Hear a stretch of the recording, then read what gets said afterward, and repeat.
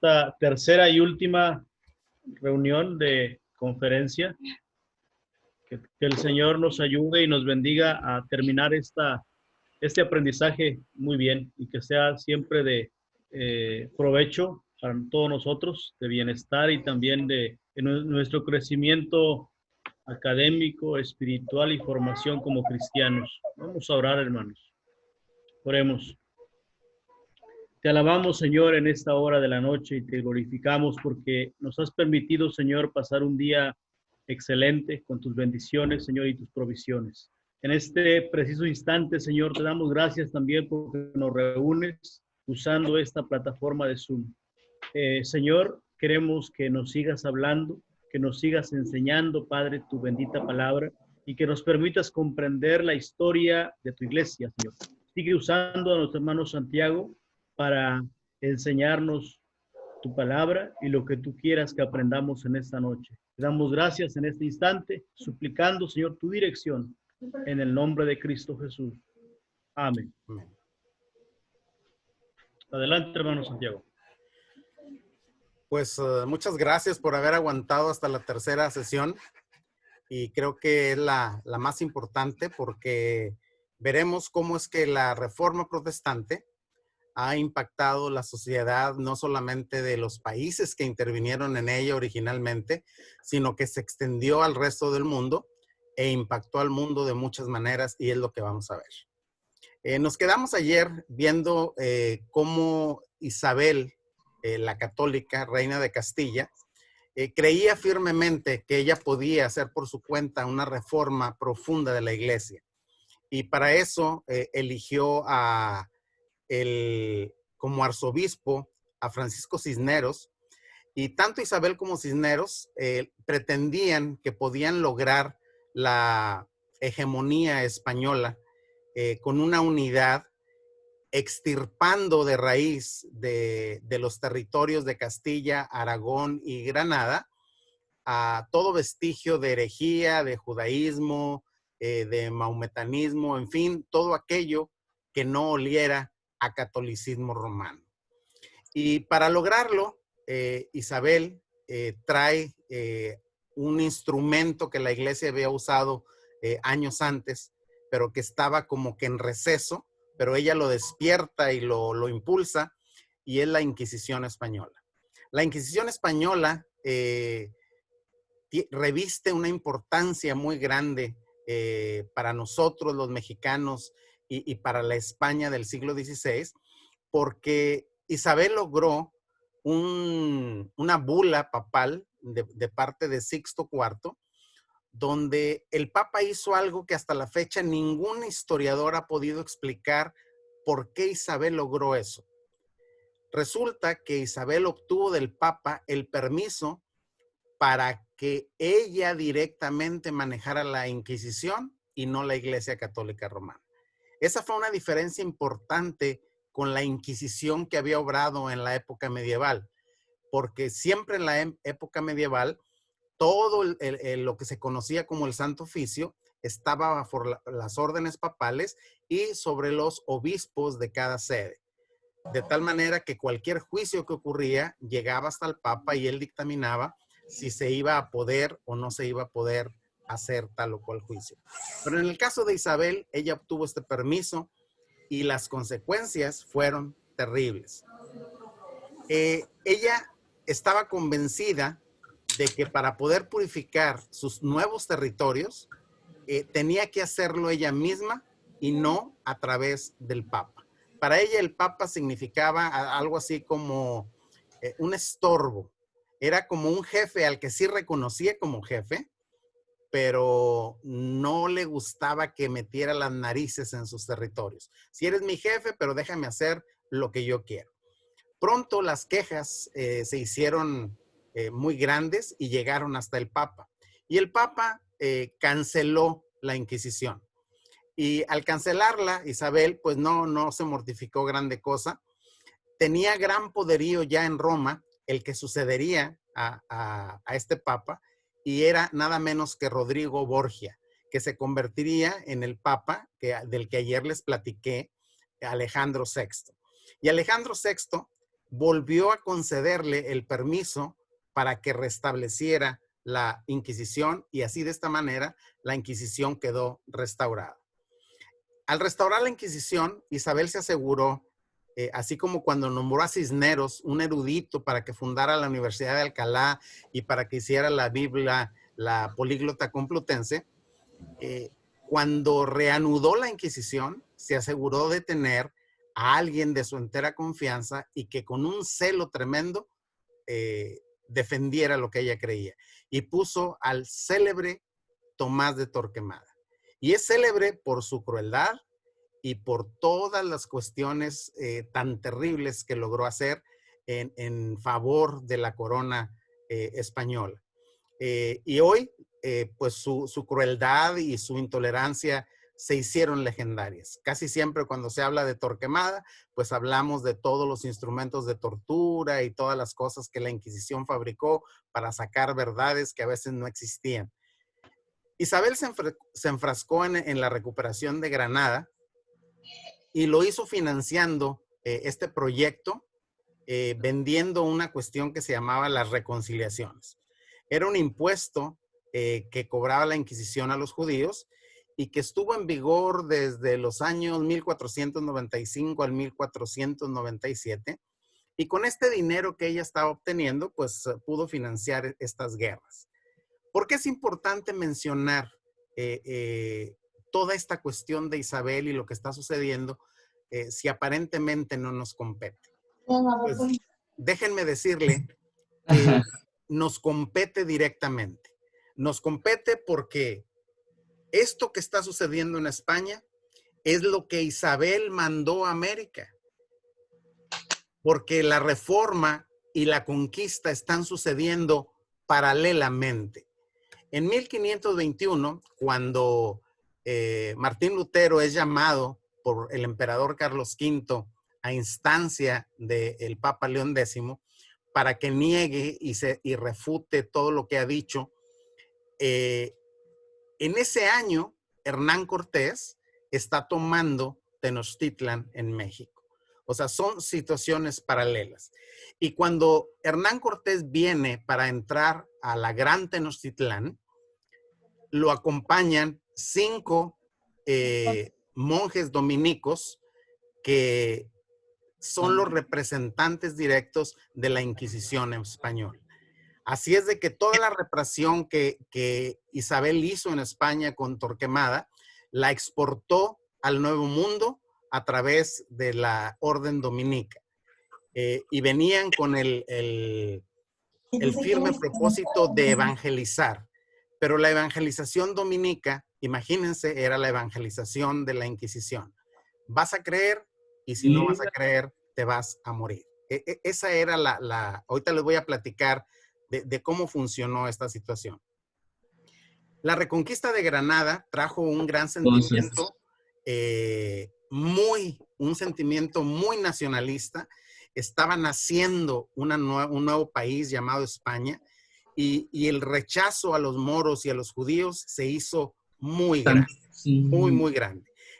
A la muerte de Isabel, Francisco Jiménez de Cisneros, y esto resulta así chocante, irónico, triste, que aquel hombre que fue contratado para elevar las letras, para crear la universidad, para hacer tantas cosas de erudición, fue nombrado por Fernando, el esposo de Isabel, como el gran inquisidor español.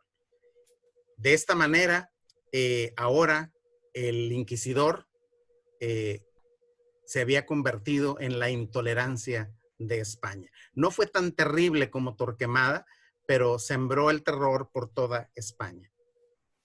Y esto es muy importante porque ese terror que Cisneros estaba sembrando en España era lo que estaba exportando al Nuevo Mundo. Y si lo pones, por favor, en presentación. Sí. Ya. Muy bien, ya lo puse en presentación. Disculpen ustedes.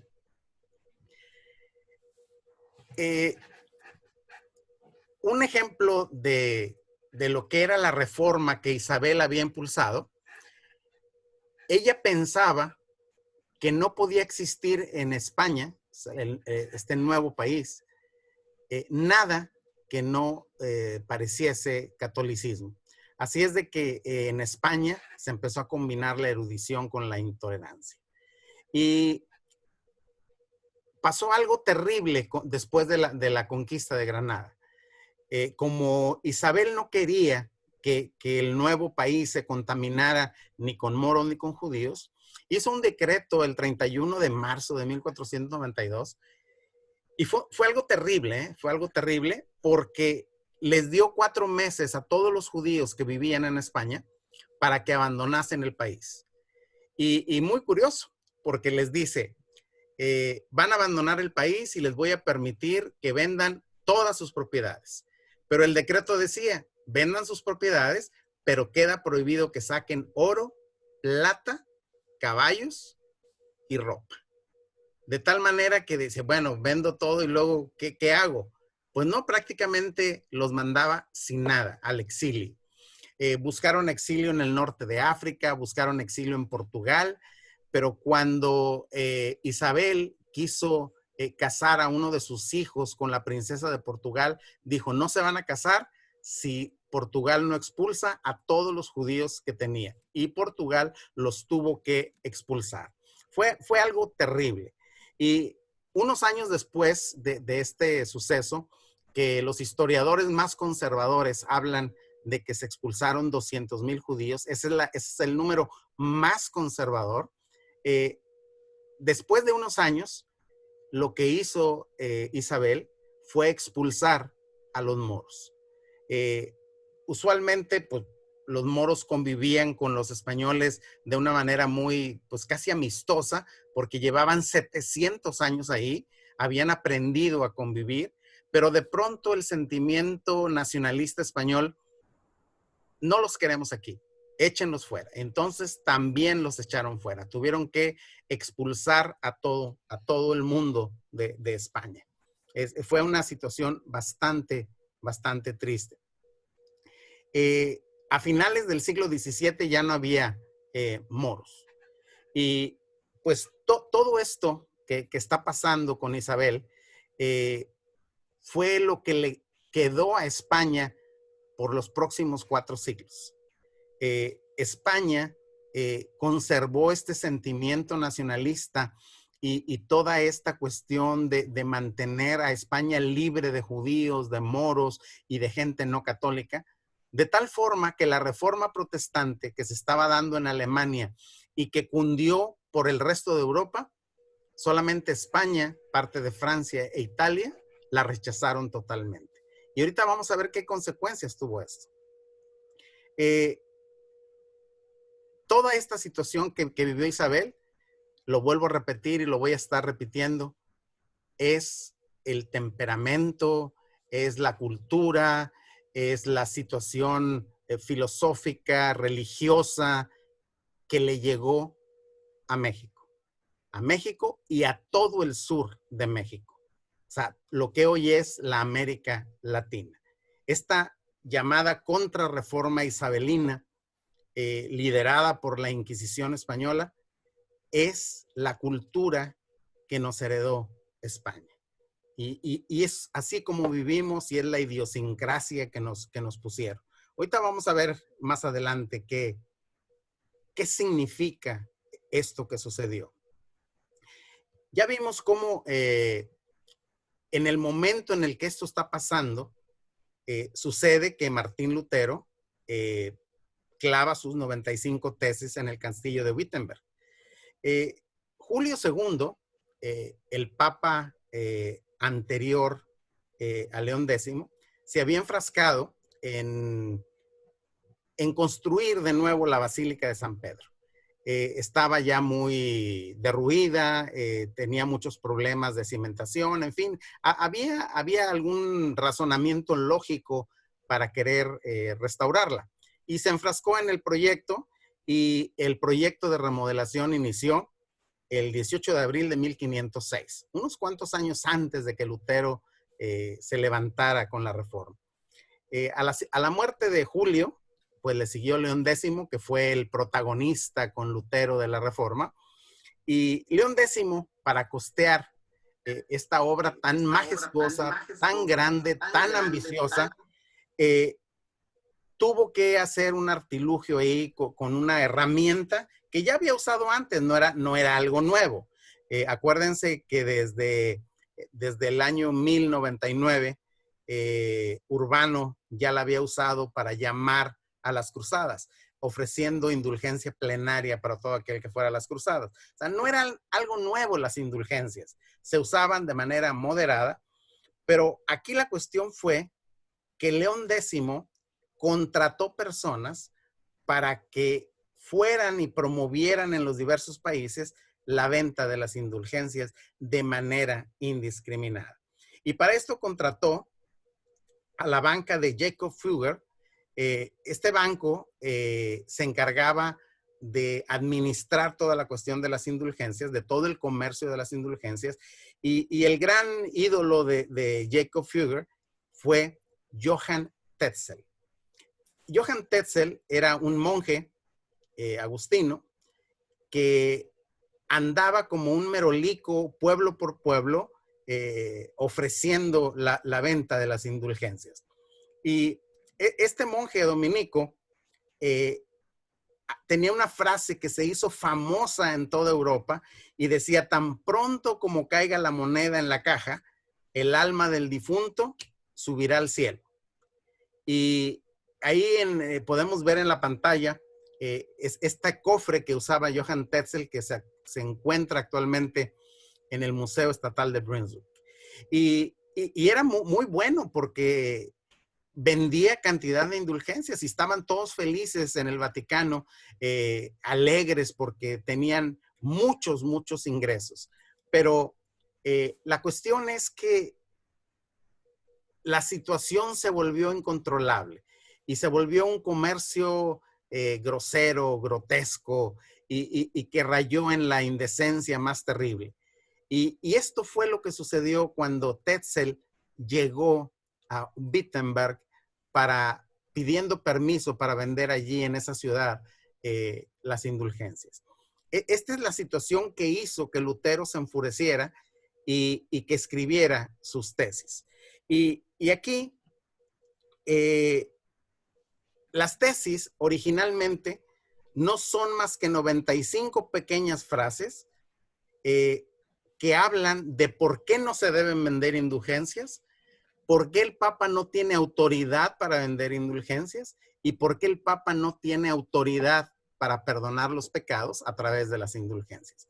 Con estas cuestiones acerca de las indulgencias, Lutero estaba atacando un punto neurálgico del papado, el poder papal.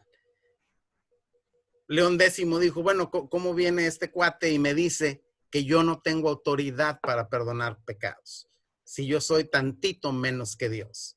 O sea, fue algo que puso muy enfurecido a León X. Y créanme que Lutero, cuando escribió esas 95 tesis, lo que menos le pasaba por la mente era armar una revolución. Él solamente quería debatir sobre este tema como se acostumbraba en la Universidad de Wittenberg. Si tú tenías algo que discutir con alguien sobre algún tema de filosofía, teología, literatura, lo escribías en un papel, ibas y lo clavabas y hacías una invitación. Así como la Iglesia Monte Sinaí los invitó a participar de estas pláticas, poniendo en internet una hoja que decía de qué íbamos a hablar, Lutero hizo eso. Puso su hoja de Facebook ahí en Wittenberg y puso: a todo el que quiera venir a discutir, aquí los espero, nos echamos un cafecito y discutimos sobre por qué el Papa no tiene autoridad. Y claro, era la forma común, no hizo nada fuera de lo común, fue invitar a discutir un tópico. Pero aquí la cuestión es que recién se había inventado la imprenta. Gutenberg había hecho ese aparato maravilloso donde en lugar de que un copista estuviera sentado ahí un año para copiar una Biblia, pues haciendo las prensas automáticas se podía hacer una Biblia en un mes. y hacer muchas copias repetidas de la misma página, porque si no se cambiaba la prensa, podías hacer 100 páginas a la vez, de tal manera que salían montones de libros. Aquí la cuestión es que alguien tomó la hojita de las 95 tesis, se la llevaron a la imprenta y empezaron a salir panfletos con las 95 tesis por todos lados. De esta manera, la información le llegó rápidamente al Papa, a todos los arzobispados, pero también le llegó a todos los príncipes. Eso es muy importante en esta situación. La información le llegó a los príncipes y los príncipes de Alemania dijeron, rayos, esta es nuestra oportunidad para deshacernos del pie que el papado nos está poniendo en el cuello, porque alguien por fin se atreve a desafiar la autoridad del Papa abiertamente. Y este fue el cerillo que prendió la mecha de la pólvora que explotó, porque Lutero empezó a recibir el apoyo de los príncipes de Europa. No estaba solo. Hay una razón muy importante y la quiero aclarar así grandemente. Hubo otros reformadores que también tuvieron el apoyo. Por ejemplo, Juan Hus tuvo el apoyo del emperador Segismundo. En ese momento, Segismundo era el emperador más importante de Europa. Sin embargo, a la Iglesia Católica le importó un comino el salvoconducto que le había dado a Juan Hus, y en el Concilio de Constanza lo quemó. Pero, ¿por qué entonces la Iglesia actuó diferente con Martín Lutero de cómo actuó con Hus, con Wycliffe, con Savonarola, con los valdenses? ¿Por qué a ellos los trató así ninguneados? Bueno, hay una razón importante. Dice la Escritura en Oseas, ¿por qué se perdió mi pueblo? Porque le faltó conocimiento. La diferencia entre todos ellos y Lutero es que Lutero era doctor de la iglesia y tenía que tratarlo con ese rango y con esa solicitud. Por eso, en lugar de condenarlo y quemarlo inmediatamente en la hoguera, le dan la oportunidad de defenderse, cosa que no tuvieron ninguno de los otros. Los quemaron directamente. Aquí Lutero tiene la oportunidad de comparecer ante el emperador Carlos V y defender su postura. Decir, ¿sabes qué? Pues yo creo esto, lo escribo por esto, por esto, por esto y por esto, y se defendió. Y esa oportunidad la tuvo porque era doctor de la iglesia. Así es de que es importante estar preparado para una situación de este tipo. El debate pudo haber sido un debate local entre los monjes ahí de Wittenberg, pero cuando llega a los príncipes lo convierten en una cuestión muy política y de mucha trascendencia. La oportunidad de zafarse del dominio papal. Las 95 tesis fueron simplemente la gota que derramó el vaso. Ya no cabía otra gota en el vaso. Acuérdense que hemos visto desde el principio de la historia cómo se fue llenando el vaso de gotitas y gotitas y gotitas y gotitas con las desviaciones de la iglesia, hasta que las 95 tesis no desencadenaron la reforma. Solamente tenía que pasar porque ya había un hartazgo general ante la corrupción de la iglesia. Y pues no solamente lo pensaban Lutero y sus seguidores, sino lo vemos en la reforma que estaba haciendo Isabel. Ella estaba queriendo reformar la iglesia. Pero ¿cuál es la diferencia entre la reforma que estaba llevando en ese momento ya Isabel y la reforma de Lutero? Bueno, que Isabel se enfocó principalmente en asuntos de índole de la estructura de la iglesia. Controlar la regla de dignidad en los monasterios y en los conventos, que cumplieran con todas las normas que había que tener. En fin, era una cuestión administrativa y de conocimiento importante, pero algo que no tocó Isabel nunca fue las cuestiones de doctrina. Ella no se metió con cuestiones de doctrina. Lo más lejos que alcanzó a llegar es permitir que la gente leyera la escritura. Fue lo más alto que llegó. En cambio, Lutero se metió a cuestiones de ver qué necesitaba el mundo para cambiar. Déjenme cambiar de presentación.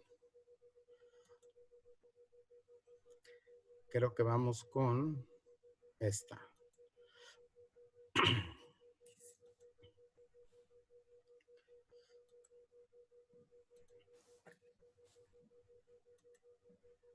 Cámbiala. Muy bien. León X tenía la autoridad sobre Lutero, era su subordinado, era como quien dice su empleado. Y él pudo haberle dicho, a ver, Luterito, ven para acá.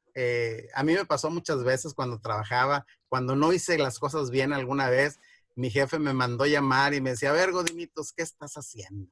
Y me reprendieron muchas veces en el transcurso de mi vida. Bueno, León X pudo haber llamado a Lutero y llamarle la atención y meterlo en cintura. Pero Lutero había tocado las fibras más sensibles de la vida de la iglesia, la autoridad papal. Y pues León X reaccionó visceralmente, se enfureció y en lugar de tomar su autoridad como jefe de Lutero, lo tomó como inquisidor e inmediatamente procede contra él, lo ataca y en el 1521 lo excomulga. Le quita toda su autoridad. Pero ¿por qué se ofendió tanto? Bueno, vamos a ver qué es lo que hizo que se ofendiera tanto. Fíjense, estas son dos de las tesis que escribió Lutero. Y dice, el Papa no quiere ni puede remitir culpa alguna. Sájale. Ahí inmediatamente Lutero le está diciendo al Papa, lo que estás haciendo no tienes autoridad para hacerlo, salvo aquella que él ha impuesto, sea por árbitro, sea por conformidad a los cánones. O sea, sí puedes perdonar lo que tú pusiste, pero no lo que Dios puso. La que sigue es tremenda y dice, el Papa no puede remitir culpa alguna, sino declarando y testimoniando que ha sido remitida por Dios o remitiéndola con certeza en los casos que se ha reservado. Si estos fueren menospreciados, la culpa subsistirá íntegramente. Y le dice, y nada más voy a leer estas dos de las 95 porque pues no podríamos leer por el tiempo que tenemos las 95 tesis, pero le dice que para la remisión de las almas del purgatorio, no en virtud de las llaves, y le pone Lutero, el rojo yo lo puse como para enfatizarlo, pero ahí está en las tesis, dice las llaves que no posees, sino por vía de intercesión. Pero la tesis que más enfureció a León X y fue por la que lo mandó llamar, es por la siguiente. Lutero le dijo, ¿por qué el Papa no vacía el purgatorio a causa de la santísima caridad y la muy apremiante necesidad de las almas? Fíjense qué interesante. O sea, Lutero le dice al Papa, ¿por qué vendes el perdón si tú tienes el poder de perdonar? Perdónalos por amor y por caridad y de un jalón saca a todas las almas del purgatorio. Esto es una coyuntura terrible para León X. Lo está exponiendo ante el mundo diciendo, oye, es una treta que estés vendiendo el perdón si tú por amor y por caridad lo puedes dar gratuitamente. Entonces, además de que estaba refutando su autoridad para perdonar, lo estaba acusando de estar engañando a la gente con algo que él podía dar como autoridad eclesiástica de forma gratuita. O sea, le está diciendo, eres un ladrón porque estás vendiendo lo que tú deberías dar gratuitamente. O sea, amas a las almas del purgatorio, pues sácalas. Si las vas a sacar por dinero, sácalas gratis, ¿no? Es fácil ver eso. Y eso enfureció grandemente. De hecho, en la carta de excomunión que León X le manda a Lutero, solamente le refuta 45 de las 95. Las otras no tiene cómo refutarlas. O sea, esa carta es famosa y dos cosas fueron las que empañaban esta relación entre Lutero y León X. Lutero descubrió en la carta a los romanos que escribió el apóstol Pablo allá por el año 56, que la salvación se obtiene por la sola fe, sin la intervención de la iglesia. ¿Se imaginan lo duro que eso representa? ¿Por qué? Porque el Papa creía que, o la Iglesia Católica en ese momento creía, que la salvación solamente podía ser llevada por alguien que pertenecía al clero, a la comunidad eclesiástica. Y Lutero le dice, no, fíjate, la salvación se obtiene por creer en Jesucristo solamente y no se necesita la intervención ni de un sacerdote ni de la iglesia para la salvación. Y la segunda cosa que detonó en Lutero su afán o no su afán, sino su valor para reclamar, fue que hizo un viaje a Roma. Y en Roma se entrevistó con León X antes de las tesis, y él pudo ver toda la podredumbre y pudo ver todos los excesos de lujos y todas esas cosas que pues él creía, él nunca lo había visto, él la primera vez que él salía del Sacro Imperio Germánico, y cuando llega a Roma y ve toda esta esplendidez, los lujos y las cosas con las que vivían, pero también de primera mano pudo observar toda la corrupción que había dentro del clero. Estuvo viviendo allí un tiempo y pudo ver que los sacerdotes tenían mujeres, que el Papa tenía a su concubina viviendo con él dentro del Vaticano. En fin, regresó con muchos cuestionamientos para la iglesia que se fue guardando poco a poco. Es muy interesante esta situación porque este punto lo convenció de que tenía que ayudar a la reforma de la iglesia. Muy importante, ya se los dije 2 veces, se los voy a decir la tercera vez, nunca jamás pasó por la cabeza de Lutero dividir la iglesia. Esa no era su intención. El que ocasionó la división fue León X al excomulgarlo. No lo trató como su empleado, ni trató los asuntos de manera directa. Una vez que empezó la reforma, ya ni se vieron, lo mandó excomulgar. Todas las doctrinas de la iglesia, Lutero decide presentar, como ve que ya no puede tratar con León X, su segunda, digamos, la segunda versión de sus escritos ya no fueron solamente las 95 tesis. Entonces escribió todas las cuestiones doctrinales con las que él creía que la iglesia no podía cargar y que debían ser cambiadas. Y es cuando él presenta ya toda su nueva doctrina diciendo, pues mira, ahorita tenemos toda esta doctrina que se desvió del evangelio tanto, pues para regresarla necesitamos regresar a estas doctrinas.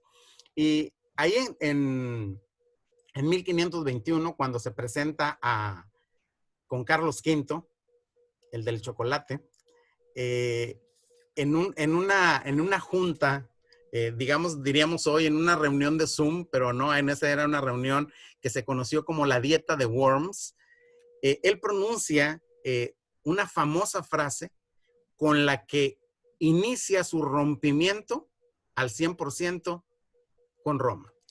Y la frase es esta: a menos que no esté convencido mediante el testimonio de las Escrituras o por razones evidentes, ya que no confío en el Papa ni en su concilio, debido a que ellos han errado continuamente y se han contradicho, me mantengo firme en las Escrituras a las que he adoptado como mi guía.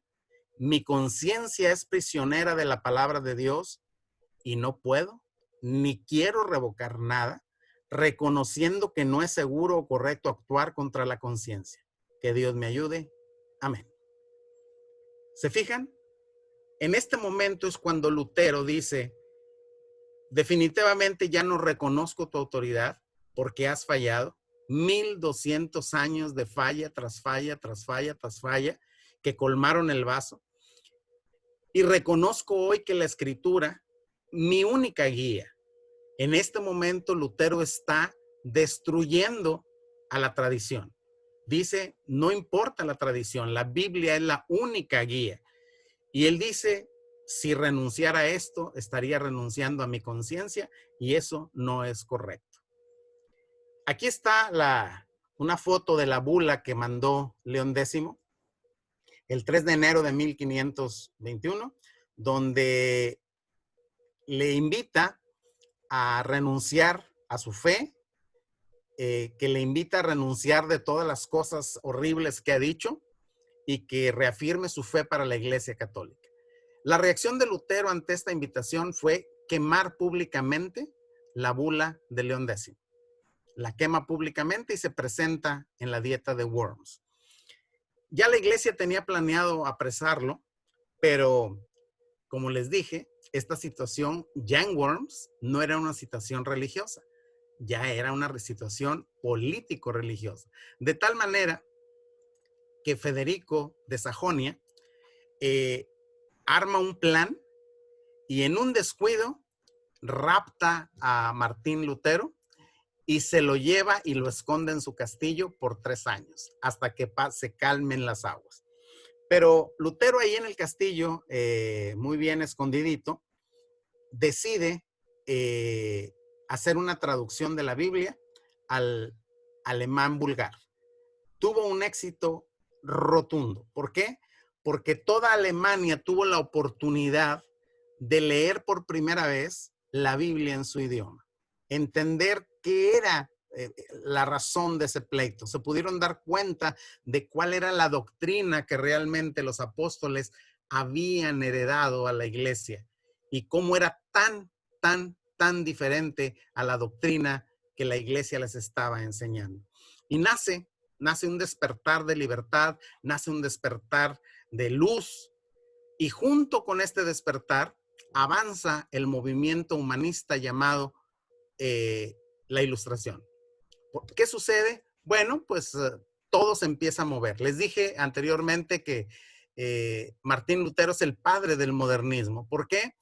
Porque él hablaba de libertad de pensar, libertad de hacer, por un concepto diferente al que había tenido por 1200 años la iglesia.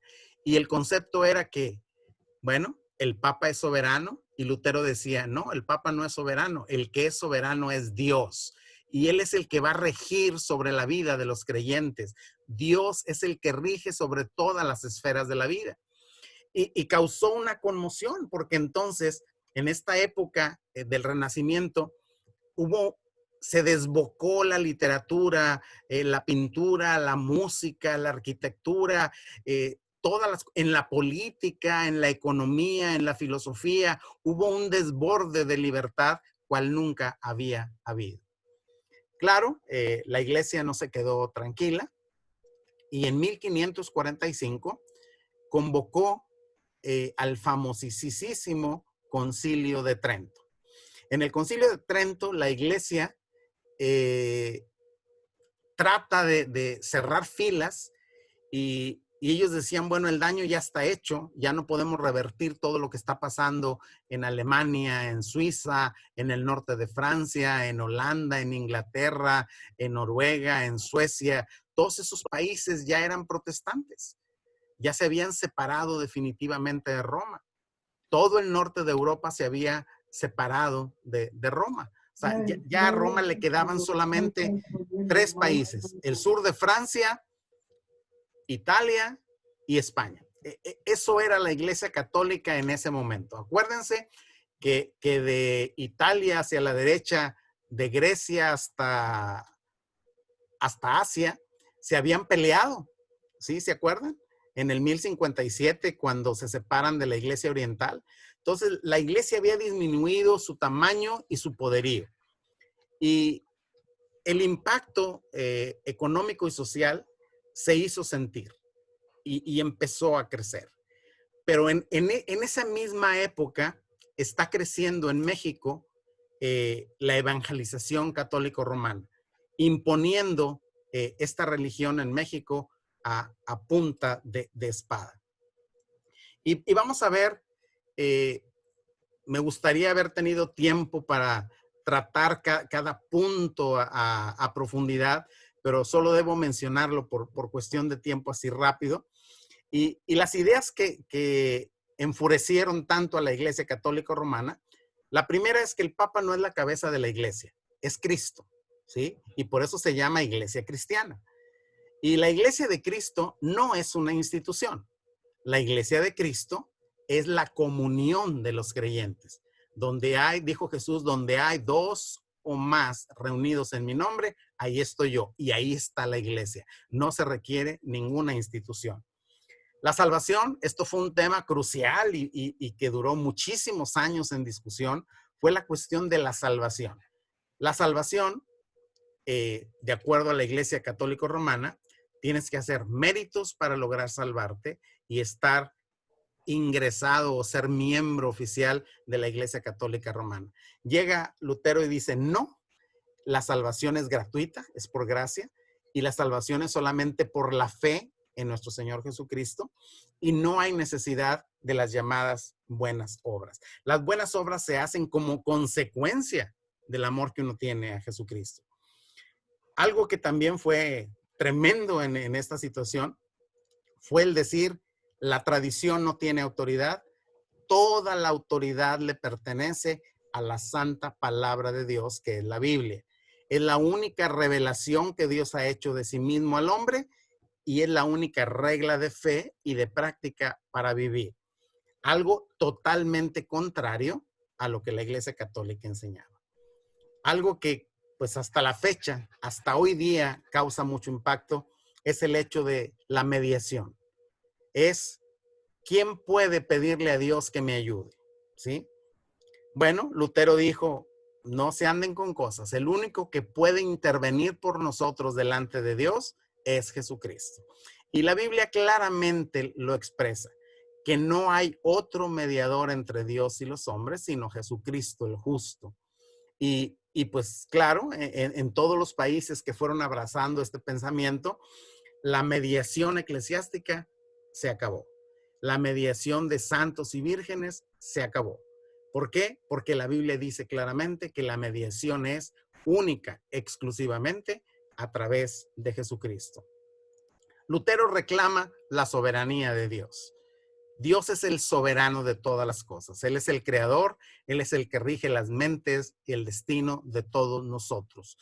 Nuestro destino, nuestro futuro no depende de una institución, sino depende de lo que Dios decida que debo hacer yo. Él es el que decide, Él es el dueño de todas las cosas.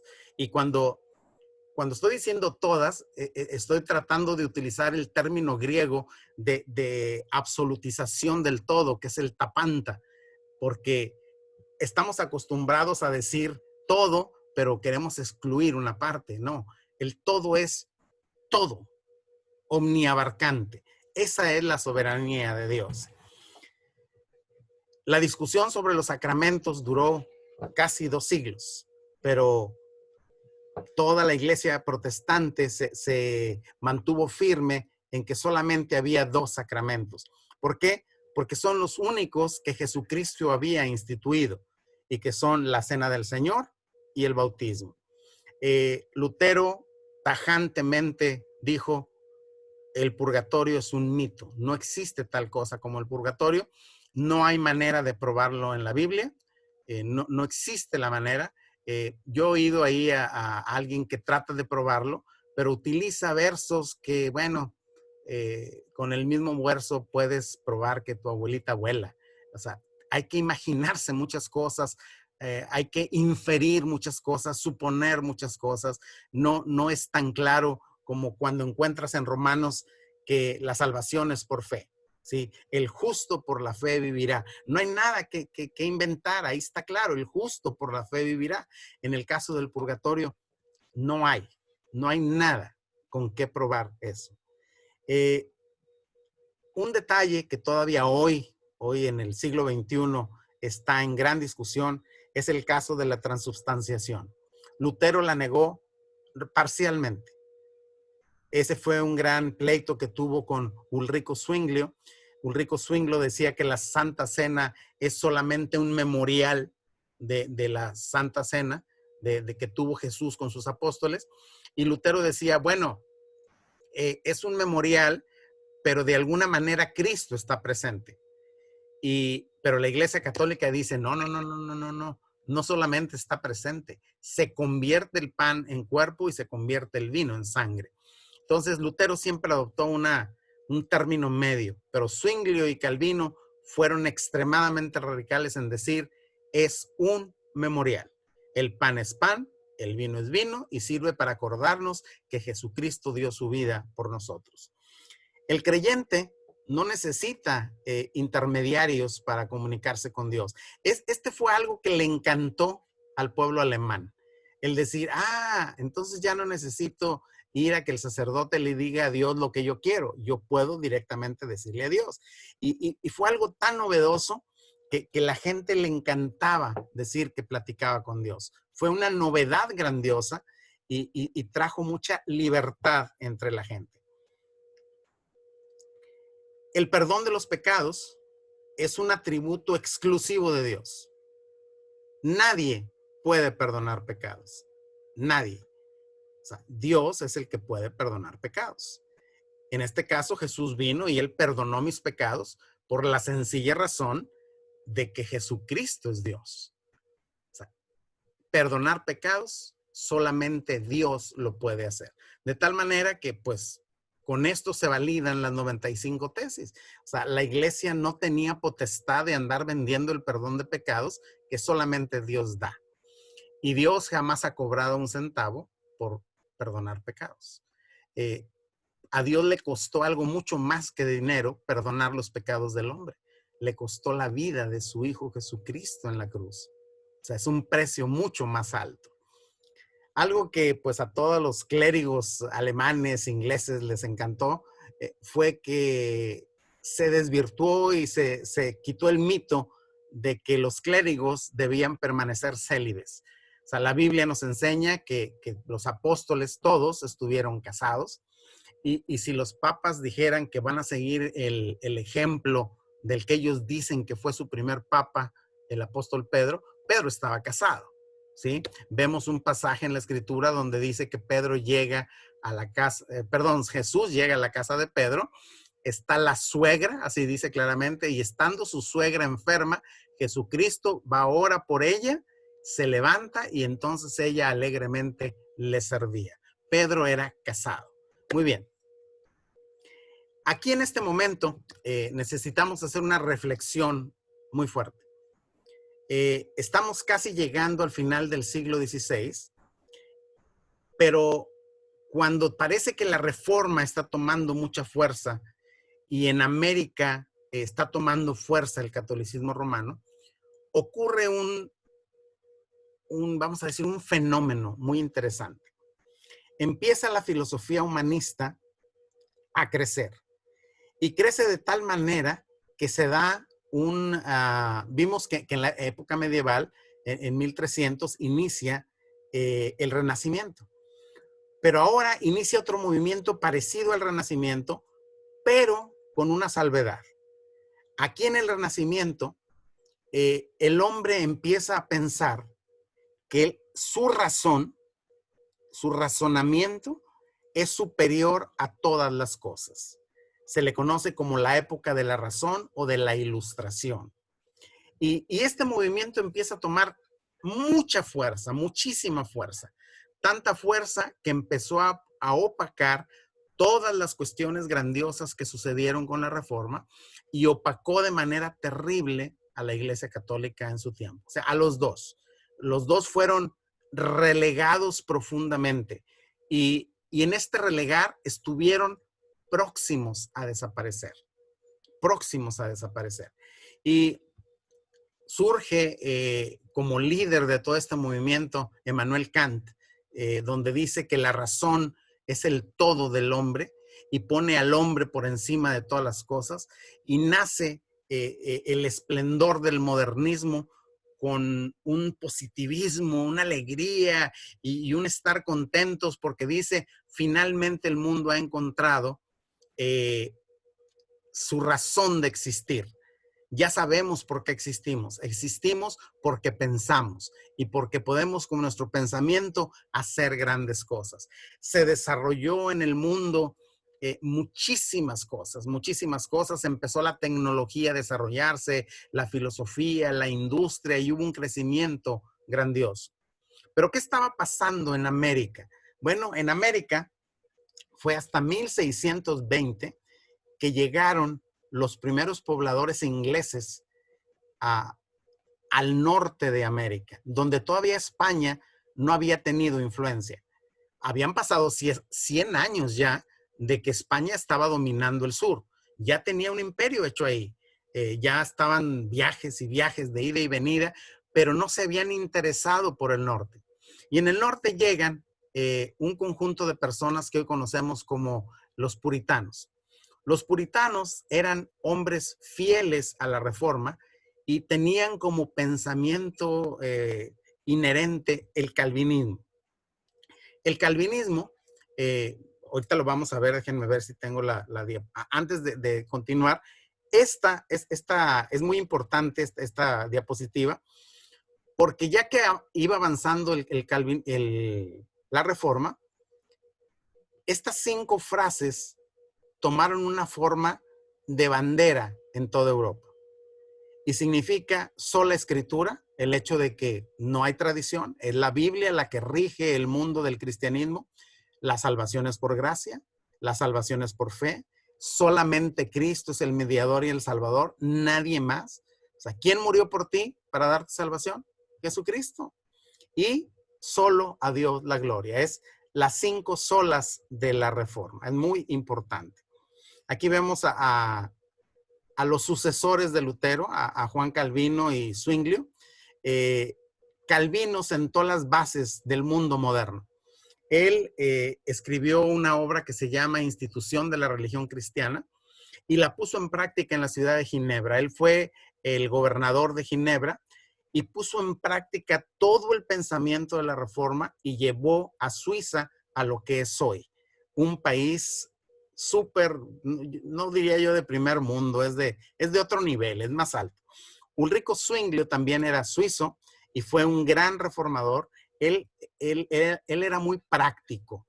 A diferencia de Lutero, que era muy visceral y muy tosco y muy rudo, no, él era más pensador y ayudó mucho a Lutero, pero finalmente tuvieron que dividirse por el concepto que tenían de la Santa Cena. Zwinglio pensaba que era solamente un memorial y Lutero creía que estaba en el intermedio. El legado de Juan Calvino es increíble, increíble porque él es el fundador del capitalismo. Él fue el que creó el pensamiento del mundo moderno de sé libre, trabaja en lo que quieres, pero hazlo para la gloria de Dios. Él sentó las bases de un mundo sujeto a Dios, pero trabajando en todas las áreas de la vida para Dios.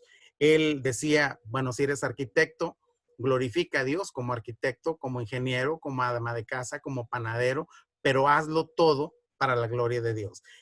Esta herencia después la va a tomar Holanda, ahorita lo vamos a ver.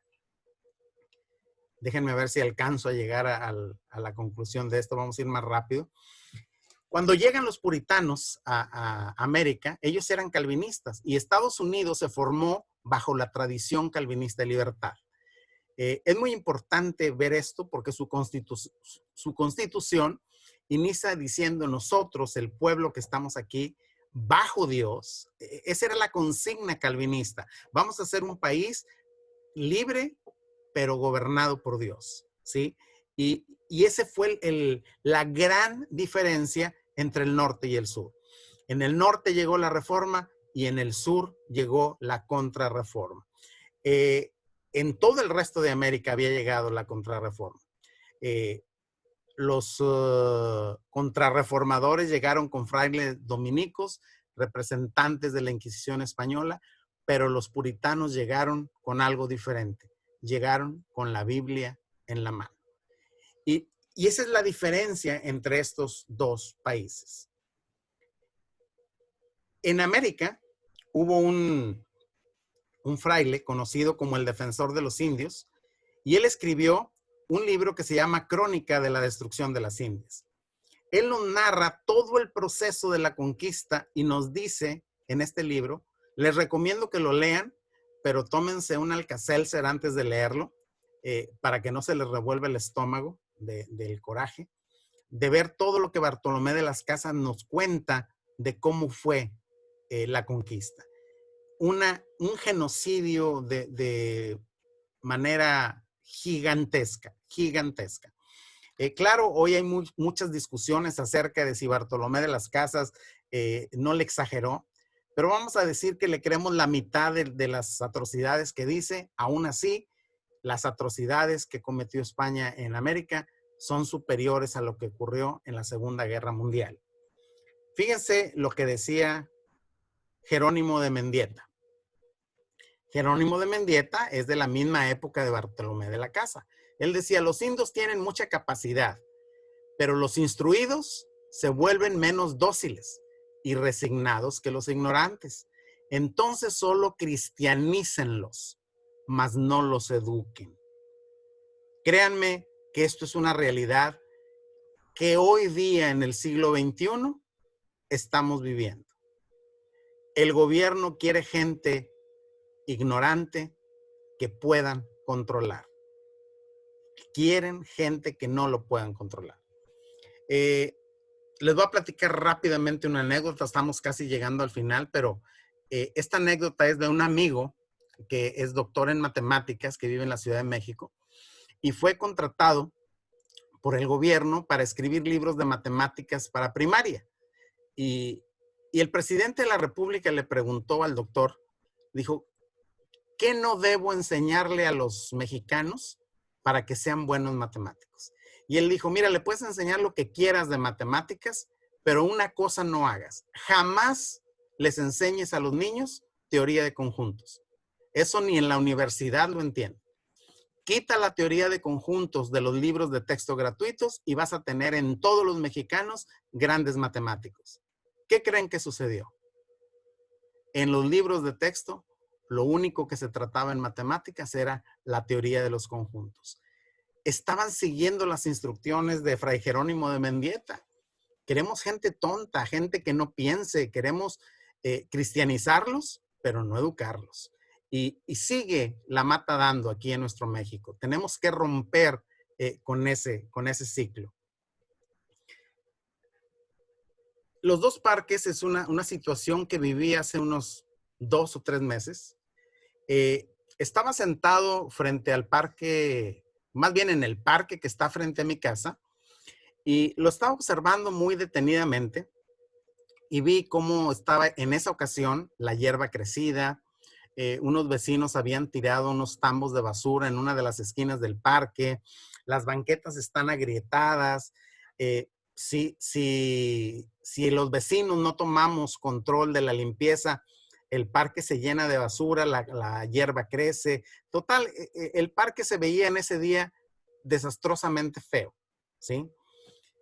Y me recordé que había estado yendo a tomar unas clases en la ciudad vecina en Estados Unidos y me sentaba en el parque que está frente a la biblioteca y pastos cortados inmaculadamente, flores, la fuente que está en el centro funcionando, y me pregunté, ¿por qué la diferencia del parque que está frente a mi casa y este parque?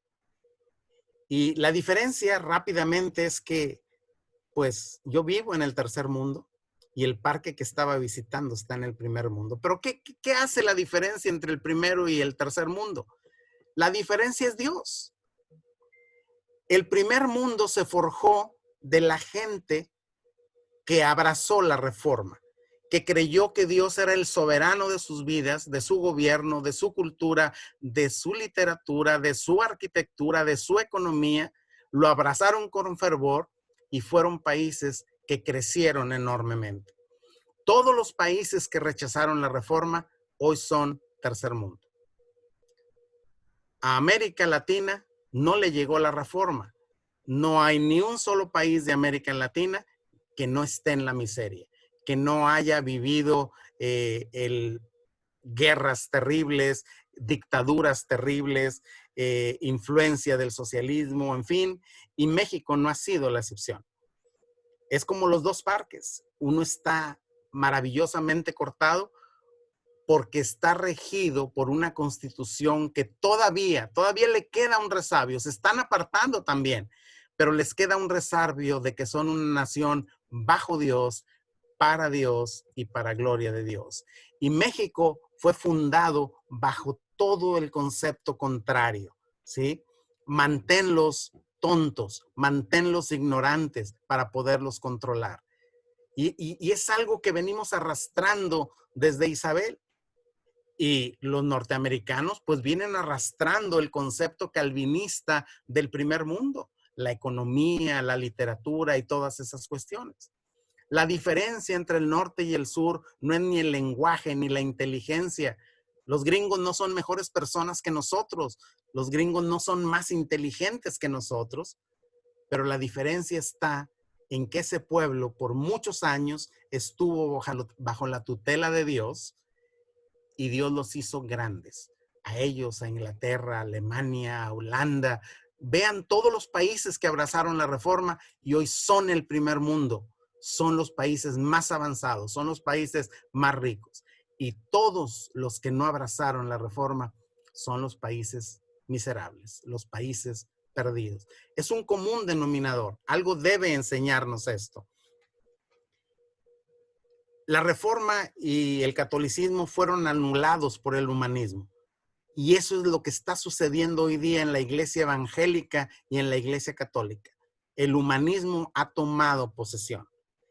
En la América prevaleció el catolicismo y pues el Concilio de Trento sigue vigente. Imagínense, el Concilio de Trento hizo un libro que contenía los libros prohibidos para leer.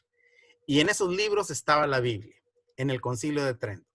Esta prohibición de la lectura de la Biblia estuvo vigente hasta 1962, cuando en el Concilio Vaticano II, el Papa Pablo VI dijo, bueno, vamos a darle oportunidad de que lean la Biblia. Estaba prohibido hasta 1962 que un sacerdote diera la misa en un idioma que no fuera el latín. Yo lo alcancé, o sea que significa que ya estoy viejito, pero yo alcancé a oír las misas en latín. Llegabas y allá el sacerdote diciendo cosas que tú no entiendes y eso te lleva a distraerte y a no entender qué es lo que está pasando. Sucedió algo al principio del siglo XIX, a fines del siglo XIX. Holanda tuvo un avivamiento y se opuso fuertemente al humanismo holandés. Y nació un hombre que se llama Abraham Kuyper y él fundó una universidad en 1880 que se llama la Universidad Libre de Ámsterdam. Y en esta universidad él pensaba educar a la gente desechando las ideas de la Ilustración y del humanismo. ¿Por qué las quería desechar? Bueno, imagínense, la Revolución Francesa es el resultado de la Ilustración y el humanismo. ¿Y saben cuál era la bandera de la Revolución Francesa? Ni Dios, ni rey. Imagínense, eso era el humanismo y la Ilustración. Pero en la Primera Guerra Mundial vino una gran desilusión en toda la humanidad respecto al humanismo y la Ilustración. Esa euforia, ese positivismo que causó la inauguración de la Torre Eiffel en 1900, diciendo el hombre es grandioso, el hombre puede todas las cosas, vamos a hacer todo con nuestro razonamiento, ¡prum!, se desmoronó. Y apenas estaba recuperando el mundo de este duro golpe cuando viene la Segunda Guerra Mundial y entonces se acaba todo. Empiezan las revueltas otra vez en todo el mundo está descontento, no encuentra la razón de su existencia y busca una respuesta. Pues la respuesta llegó a través de Holanda. En Holanda, un filósofo, Herman Doiwer, propuso la teología reformacional, que era nada más tomar la reforma y decir, ¿saben qué? Vamos a aplicar la reforma, pero absolutamente a todas las áreas de la vida. Todas, sin excepción. Eso significaba decir, Dios es soberano de todo. Hoy día nos quejamos porque el cine es una porquería, pero ¿dónde están los cristianos haciendo cine? Nos quejamos de que el gobierno nos roba, pero ¿dónde están los cristianos gobernando? Y nos quejamos de tantas cosas, pero es que la iglesia se volvió inoperativa y obsoleta al retraerse a los templos y dejar que los paganos gobernaran el mundo. Así es de que hoy si nos quejamos de que AMLO es un tonto y que roba y que cosas de esas, pues no nos levantamos nosotros los cristianos a gobernar el país. Lo dejamos a él que gobernara. En Estados Unidos dejaron que que presidentes o candidatos liberales, pro aborto y esas cosas lleguen, pues nosotros tenemos la culpa porque los cristianos no nos hemos levantado a querer gobernar. ¿Puede México salir del tercer mundo? Desde luego que sí. Pero lo único que necesitamos es regresar al fundamento bíblico, a la base que Cristo dio en los evangelios, y como país hacer una reforma como la que hizo Lutero y tumbarnos de la espalda todas esas idiosincrasias que hemos arrastrado por 200 siglos, por 2 siglos, y podemos quitarlo. Pero necesitamos volver a la Escritura, necesitamos volver a creer que solamente en Jesús hay salvación. Mientras no creamos eso, nos van a seguir engañando el PRI, el PAN, Morena y quien quieran. ¿Por qué?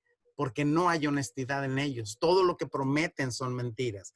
Necesitamos tomar un rumbo, el rumbo que tomó Europa en el siglo XVI, reconociendo las verdades de la Biblia y sobre todo decir: Dios, yo creo que eres soberano en la política, soberano en la literatura, en la arquitectura, en las amas de casa, en los panaderos, en todos los niveles de la vida, y aplicarlo en todas las esferas. Solo así, y solo así, empezará para México nuestra reforma. Pues que Dios les bendiga y espero que esto que hemos tratado sea de ayuda para ustedes y que estemos conscientes que solamente tomando la ideología de la reforma podremos cambiar a nuestro México. No es que tengamos un líder de aquí o de allá, el líder tiene que ser Jesucristo. Mientras Él no sea el líder y nuestra regla no sea la Biblia, estamos condenados irremisiblemente al tercer mundo. Que Dios les bendiga, hermanos. Si tienen alguna pregunta o algún comentario, y si alguien requiere información adicional, pues ahorita, a ver, aquí en el chat les voy a escribir mi correo. ¿Dónde está el chat? Aquí está el chat.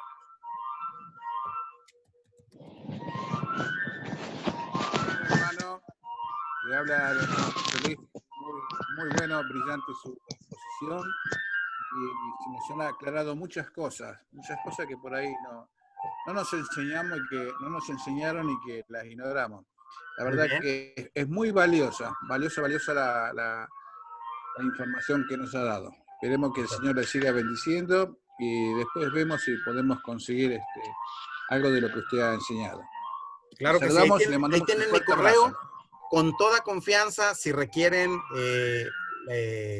las referencias de dónde he tomado esto o información adicional, créanme, con todo gusto les voy a compartir libros, información, todo lo que necesiten. Ahí está el correo, se los puedo compartir. Creo que lo muchas gracias, hermano. Privado, no lo voy a compartir a everyone.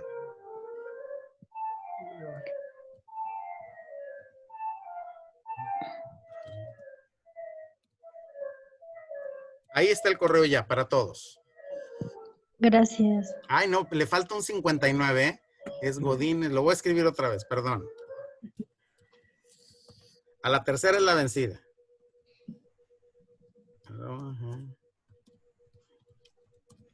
A ver, Santiago Godínez, 59, gmail.com.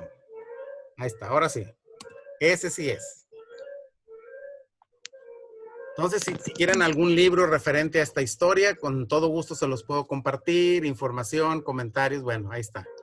Si alguien tiene algún comentario, pues abra su micrófono y puede hacerlo, por favor. Buenas noches, disculpe. Tengo la cámara hacia abajo porque les estoy viendo en un monitor, ya que por mi edad, 71 años, no veo clara la pantalla de la laptop. Mire, tengo una pregunta. Por estar en otra conferencia de mi iglesia, no entré a tiempo. Hace como 20 minutos entré, pero estaba muy atento a sus exposiciones desde el viernes.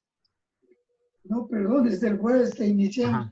Mi pregunta es por qué si se dice que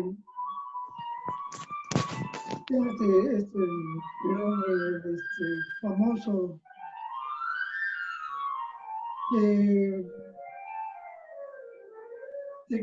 bueno, se dice que no recuerdo bien el nombre del filósofo ese y un gran humanista, Erasmo, perdón. Erasmo de Rotterdam, sí. Que Erasmo puso el huevo de la Reforma y Lutero lo empolló, pero nunca he escuchado que en las conferencias de la Reforma se mencione a Erasmo.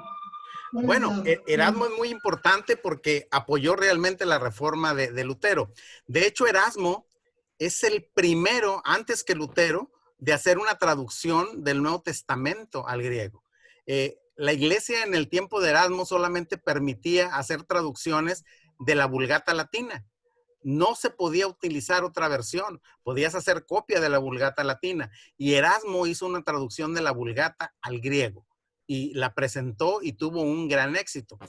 El problema con Erasmo, por el que no se menciona tanto en la Reforma, es que Erasmo nunca confió en la Biblia, la tradujo, pero no confió en ella. Y él tomó el rumbo humanista pagano que Lutero no quería que se tomara. Esa es la razón por la que no se menciona tanto a Erasmo de Rotterdam. Él es el padre de los humanistas y pues Lutero es el padre de la soberanía de Dios. Esa es la gran diferencia entre uno y otro. De hecho, a Erasmo se le conoce como escolástico. Gracias. De nada. ¿Alguien más tiene una pregunta, comentario, quejas? Muchas gracias, Santiago. Muy interesante. Muy bien, pues espero no haberlos aburrido tanto. No. Santiago, mándeme. Ayer lo hice, pero lo hago nuevamente. Felicidades, excelente la exposición, muy clara, muy amplia, muy detallada también. Muchísimas gracias. Sé que esto requiere de mucha preparación, mucho estudio, mucho tiempo y gracias por hacerlo para podernos ilustrar un poco más sobre este tema que a veces, cada vez que, como decía el hermano ahorita, que van varias veces que escuchamos conferencias sobre la reforma, pues va uno aprendiendo y la verdad es la más completa que me ha tocado que escuchar. Pues muchas gracias, es un honor oír eso. Felicidades y que Dios te siga usando. Gracias, gracias. Bueno, ¿alguien más tiene? Si ya tienen hambre, pues es hora de ir a cenar. María Elena quería hacer un comentario. María Elena, ¿dónde está María Elena? A ver, que se ponga María Elena. Les pido perdón porque se escucha una musiquita. Es que tengo una vecinita que toca la flauta y no lo puedo evitar, entonces espero que me escuches. No se preocupe, hermana. Bueno, adelante. Me da mucho, la verdad es que estoy muy agradecida y agradezco la bendición de haber escuchado esta conferencia que para mí ha sido grandiosa. Me aclara muchas dudas y me abre muchas también. Me aclara unas y me abre muchas. Agradecerle, me encantó la conferencia y la duda es si podré obtener este material de las 3 sesiones de alguna manera, porque me gustaría retomar algunas cosas. Ahí acabo de poner mi correo en el chat. Sí. Mándeme un correo sí. y le regreso el correo con los 3 archivos. Claro que sí. Cuente con ellos. Muchísimas gracias. Le agradezco muchísimo y mucho gusto de conocerlos a todos y gracias por abrir. ¿De dónde es usted? Yo soy de Jalapa. De Jalapa, muy bien. Sí, que voy a una iglesia cristiana y bueno, cuando a mí me comparten los devocionales y ahí acepté la invitación y por eso me conecté, me súper agradó el tema y bueno, la verdad es que estoy feliz. Si hubiera sido más días, hubiera estado perfecto porque faltó ahondar en varios temas que se me hacen muy interesantes. No, estoy, fíjese, así tratando de decir lo menos posible porque hay cosas en las que quisiera alargarme. Ya ve, ayer me pasé 20 minutos, me dio mucha pena. No, Dice mi hija, estuvo no, bien. 30 te pasaste. Bueno, hoy me pasé 11 minutos. No No, tanto. estuvo perfecto. La verdad es que estuvo bien, yo no lo sentí. Hasta que usted Bueno, dijo, si no, yo creo que nos seguimos todos, porque sí, estaba así. muy interesante, Bueno, sí. perfecto. Muchas Muchas gracias, gracias y hermana mucho Marilena. gusto. ¿Alguien más tiene algún Gracias. comentario, queja?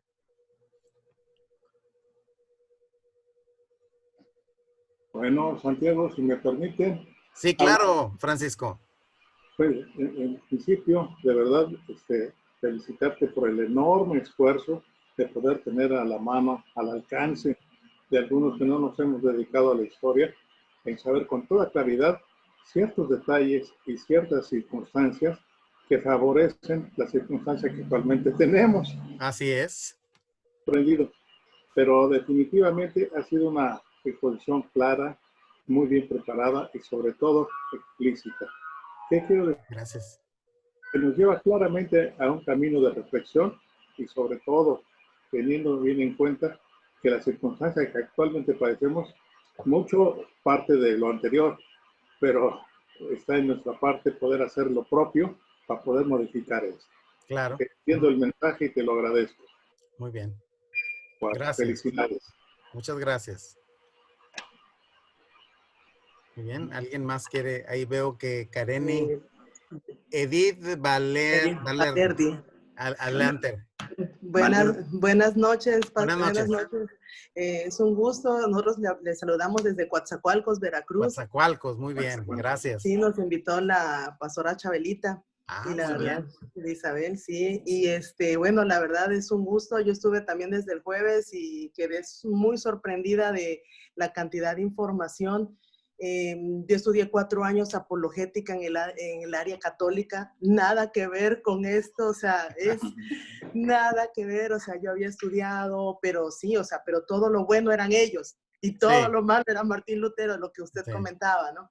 Y, o sea, la verdad es muy, muy profundo y como dice María Elena, ojalá y lo hubiera dado todavía más días porque está muy interesante. Gracias, la verdad, gracias por tanta información. Y sí, yo ahí le voy a mandar mi correo. Correcto, muy bien. Con todo gusto sí, les voy a está muy contestar a interesante. todos. Sí. Muchas gracias, Muchas mi gracias. esposo Armando De nada. Benvenuto. Mucho gusto Sí, conocerlos. Sí, gracias. Dios los bendiga. Dios los bendiga. Muy bien. Bueno, pues, ¿alguien más tiene algún comentario? Si no, para dar por terminada la reunión. Ha sido un placer. Yo les doy las gracias por tener tanta paciencia, por aguantarme tanta hablar. Me hubiera gustado en algunos temas ahondar más, pero pues ahondar más significa mucho tiempo. Así es de que pues en otra oportunidad organizaremos sobre algún tema específico para compartirles. Muy bien. Claro que sí, hermanos, pues ya como iglesia pues vamos a organizar otra conferencia. Vamos a ver qué, a petición también de lo que les gustaría escuchar. Y ya lo invitamos nuevamente. Muy amables, gracias a todos. Estoy muy, muy agradecido. Hermano Godínez, una pregunta. Adelante, Eleazar. Bueno, compartí en mi iglesia y vieron que era usted doctor, pero le anuncian como anciano de iglesia. Mi pastor me preguntó que por qué no era. Obviamente, al ser doctor en teología, pues tenía una licenciatura en teología y ya nada más le faltaba la imposición de manos. No sé si es usted ha sido ordenado. No, hermano, solamente soy anciano de iglesia. Y participo en mi iglesia, pero tengo a mi pastor que se llama Josué Vázquez. Y pues me dedico a dar clases. Eso es lo que hago realmente. ¿Está en la Nacional? Sí, en la Iglesia Nacional Presbiteriana. Muy amables. Yo estoy a sus órdenes en la Iglesia Presbiteriana Independiente. Ah, muy bien. En el 97 nos separamos. Muy bien. Somos hermanos separados. Pues no. En realidad, si usted cree en Jesús, no está separado de nadie. La denominación no es algo muy cristiano que digamos. Dios nos une, no se preocupe, no está separado de nadie. Buenas noches y un gusto haber compartido con ustedes, hermanos. Gracias. Desde la península. Ah, desde Yucatán, muy bien. Gracias por estar desde allá. Yucateco, vecindado en Campeche. Oh, muy bien. Excelente. Fíjese, ya tenemos Jalapa, Yucatán, Villahermosa. Muy bien. Perfecto. Muy bien, hermanos. El Señor les bendiga. Gracias a Dios. Nos da mucho gusto escucharles a todos ustedes. Sabemos que la invitación se hizo extensa y los que hemos estado participando los 3 días hemos sido muy bendecidos y privilegiados de escuchar a nuestro hermano Santiago, pero también a escuchar a nuestro Dios. Sin duda, la historia es muy hermosa la historia y nos ayuda a no regresar a lo que éramos antes, ¿verdad? Entonces, hermanos, sigamos adelante. Mediante en un tiempo podamos organizar un evento como este y quizá los que estamos aquí y aún más podamos unirnos una vez más a eventos como estos. Gracias, hermanos, por haber aceptado la invitación. Escucho que hay diferentes iglesias, diferentes lugares. Sin duda, los medios, las redes sociales ayudaron a extender esta invitación. Hermanos, que Dios les bendiga y quisiera que termináramos orando, hermanos. Somos un solo cuerpo en Cristo, no importa la denominación, todos somos hijos del Señor y cuando Jesucristo venga, Él vendrá por todos nosotros. Esa es nuestra fe y nuestra esperanza, que los que creemos en Jesucristo somos hijos de Dios. Quiero invitar a mi hermano Jorge Durán que nos despida con una oración final. Claro que sí, hermano. Adelante, hermano. Bendito y alabado Padre Celestial, Señor, gracias te damos, Señor, por la bendición que nos has dado en estos días. Estudiar sobre la reforma, Padre Santo. Gracias porque has tenido misericordia de nosotros, porque nos has permitido, Señor, darnos el tiempo y poder meditar juntos en esta historia de la reforma. Te doy gracias por la vida de mi hermano Santiago. Te ruego, Padre Santo, que tú lo sigas usando y que lo sigas bendiciendo. Y Padre, como hijos tuyos en toda la República, nos congratulamos, Padre Santo, porque podemos estar unidos a través de estos medios de comunicación y poder aprender más sobre tu palabra, sobre la historia. Bendito sea, Señor, por esta gran oportunidad. Te ruego, Padre Santo, que a cada uno de los que se pudieron conectar, Señor, tú los bendigas, prosperes sus iglesias, sus ministerios, sus economías también, Padre Santo, en esos tiempos tan difíciles. Y permite, Padre Santo, que pronto, muy pronto, podamos ya regresar a nuestras iglesias libremente, a saludarnos, a fraternizar juntos, Señor, y alabar y bendecir tu santo nombre como hermanos en Cristo. Te lo pido todo, Padre Santo, y te lo agradezco en el nombre bendito de Cristo Jesús. Amén. Amén. Amén. Amén. Pues buenas noches, nos despedimos y hasta luego. Buenas noches. Buenas noches. Buenas Gracias. noches, Dios les bendiga. Florecita, ¿cómo estás? Aquí estuve. Un abrazo. Bye. Bye. Bye. Luego, saludos. Saludos. Bye.